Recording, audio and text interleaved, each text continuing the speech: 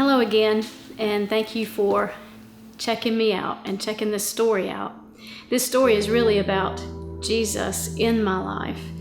He is the hero of this story. And where we left off was I had been married to an abusive person for 7 years, and then I was single for 6 years. Dated people, didn't date people. Some relationships were serious, some were not. Still a Christian, still going to Sunday school and church, still being a single mom. Then I remarried for 5 months, and then I ended that marriage as well because of verbal abuse. And you have to remember, at this point, my heart, even though I was going to Sunday school and church, my heart was getting more hardened because I was independent. I was making the decisions.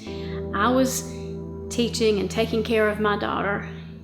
Mary Kay was handling it, see. Well, that 5-month marriage ended. I totally broke his heart. I immediately, within a month, was already talking to someone else. And my daddy told me, give yourself 2 years, but I did not listen. And as I began talking with this other man, I totally got swept away into believing that he was the deal. He was the one, he was it. And not because he showed me any Christian leadership, but I just fell for him, hook, line, and sinker. The relationship did get serious, and I woke up one morning as sick as I could be. So, only God and Mary Kay knew that she was expecting a baby. Now, I'm the girl that always did what she was supposed to do. I'm the one who was teaching in the community. I'm the one that's going to the church that I grew up in and that my family is in.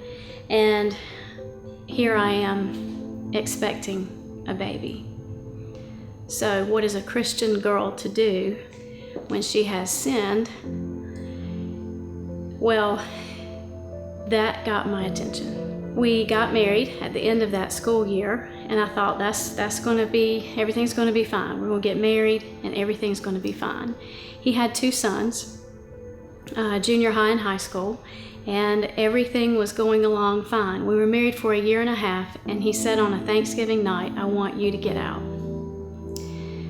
So, that was interesting. It was heartbreaking.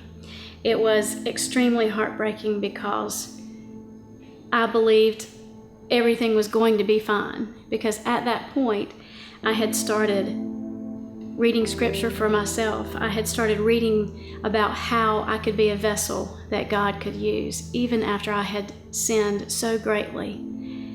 And yet we had a beautiful baby boy. Beautiful baby boy.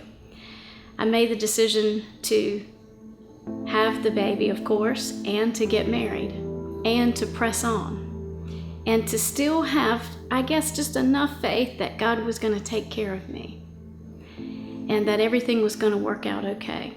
When I was expecting this baby boy, I was not divorced from husband number 2, and I was not married to the baby's father at this time.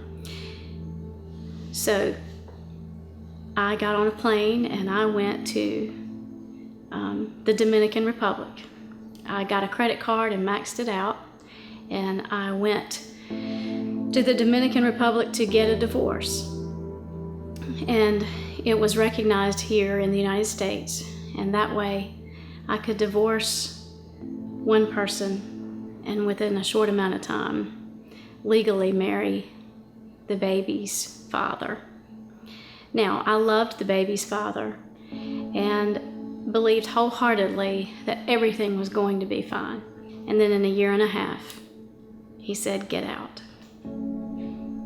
So, what do you do then?